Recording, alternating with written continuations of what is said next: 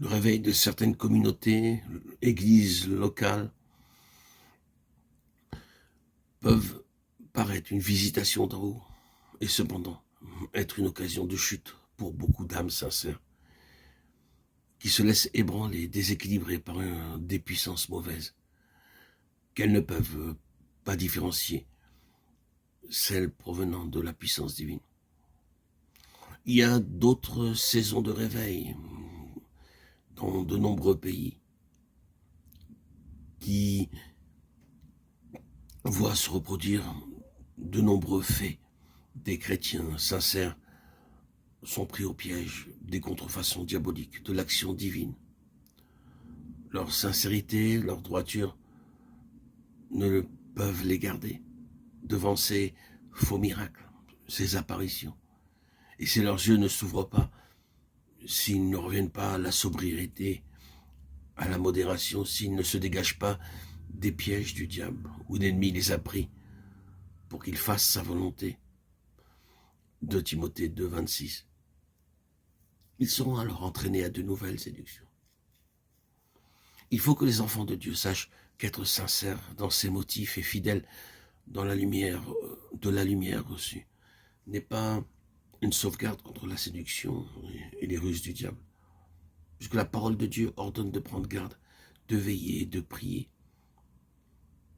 Méfiez-vous de toutes ces miracles et apparitions plus qu'extraordinaires qui séduisent tant d'âmes et qui les mènent à leur perte.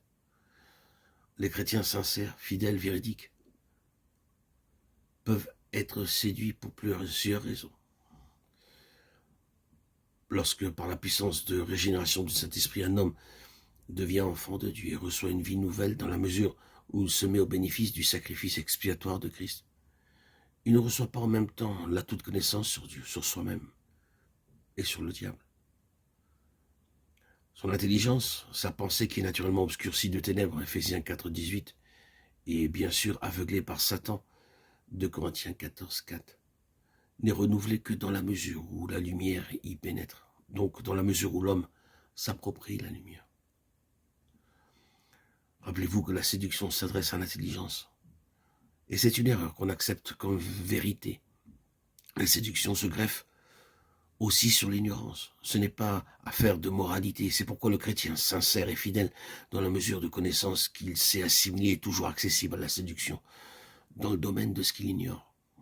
Il peut être séduit sur tout ce qu'il ignore, à cause même de ce qu'il ignore. 2 Corinthiens 2, 11.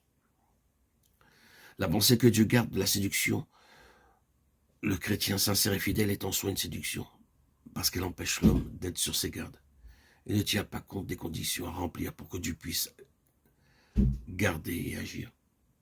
Christ n'aurait pas averti ses disciples en leur disant « Prenez garde que personne ne vous séduise » s'il n'y a pas eu danger de séduction. Et si Dieu s'était chargé de garder les siens, qu'ils fussent ou non sur leur garde, qu'ils connussent ou non le danger. Savoir que la séduction est possible garde l'intelligence ouverte à la lumière de la vérité. Et ceci est essentiel pour que Dieu puisse exercer sa protection en faveur des siens. Au contraire, une intelligence fermée favorise l'action de Satan, qui profite alors de la première occasion pour entraîner aux séductions de l'erreur.